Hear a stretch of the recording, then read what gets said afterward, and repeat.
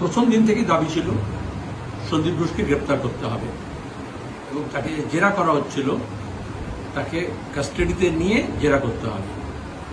এই কাজটা কলকাতা পুলিশও করতে পারত। মুখ্যমন্ত্রী নাটক করছিলেন, পুলিশ মন্ত্রী নাটক করছিলেন, আর পুলিশ কমিশনারকে দিয়ে, পুলিশকে দিয়ে, পুলিশ ওয়েলফেয়ার বোর্ডকে দিয়ে এই যে র্যাকেট চলছে স্বাস্থ্য দপ্তরে, তাদের সঙ্গে যারা অপরাধ করলো তাদের সঙ্গে যোগসাজশে সাক্ষ্য প্রমাণ লোপাট করতে চাইলেন এবং মিথ্যা মামলা। তাহলে আজকে দাঁড়িয়ে শুধু সন্দীপ ঘোষকে গ্রেপ্তার করলে হবে না, কারণ এই অপরাধ একজন করেনি, তার সমস্ত সাঙ্গপাঙ্গ এবং তার মাথায় যারা আছে, যার দৌলতে তিনি এক দপ্তর থেকে আরেক দপ্তরে সরাসরি ট্রান্সফার হয়ে যান, একটা প্রিন্সিপাল থেকে আরেকটা কলেজের প্রিন্সিপাল হয়ে গেলেন এবং তাকে সাসপেন্ড করা হলো না, ছুটে যেতে বলা হলো না।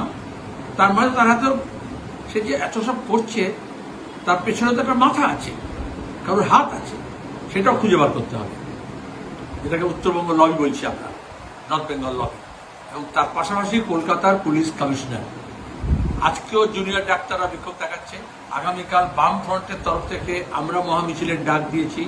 গতকাল ও রবিবার দিন সমস্ত রাজ্য জুড়ে হাজার হাজার মানুষ শয়ে শয়ে স্পটে নেমেছে, যে যেমনটা পারেছে। বর্তমান, প্রাক্তনী, ছাত্র, সমস্ত পেশার মানুষ, মহিলারা তো বটেই, স্বাধীনচেতা মানুষ, গণতন্ত্রের যারা অধিকার চান তারা, যারা বিচার চান তারা।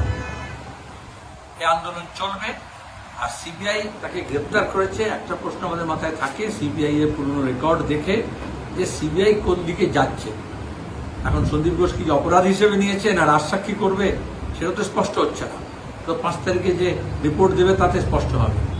কিন্তু বিনীত গোয়েল পুলিশ কমিশনার, তাকেও সরকার অপসারণ করছে না, সবাই দাবি করছে।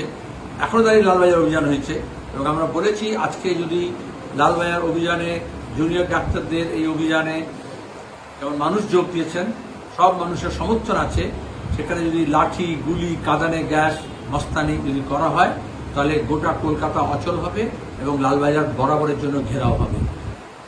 তাহলে আমার দাবি এবার বিনীত গোয়েলকেও কাস্টাডিতে নিয়ে জিজ্ঞাসাবাদ করতে হবে, কার হুকুমে তিনি গিয়েছিলেন, কেন পুলিশ এটাকে আত্মহত্যা বলে চালাতে চেষ্টা করেছিল, আর যে অফিসাররা আত্মহত্যা বলে খবর দিয়েছিল বাড়ির লোকজনকে, মিসলিড করেছিল তারা, এবং নান্টু ঘোষ, শ্মশান নান্টু, যে যার নেতৃত্বে তৃণমূলী লোকেরা লাশটাকে তাড়াতাড়ি পুড়িয়ে ফেললো, পরিবারের লোকজনকে হাজির না করলো, তাকেও গ্রেপ্তার করে জেরা করতে হবে যে কার নির্দেশনা করলেন।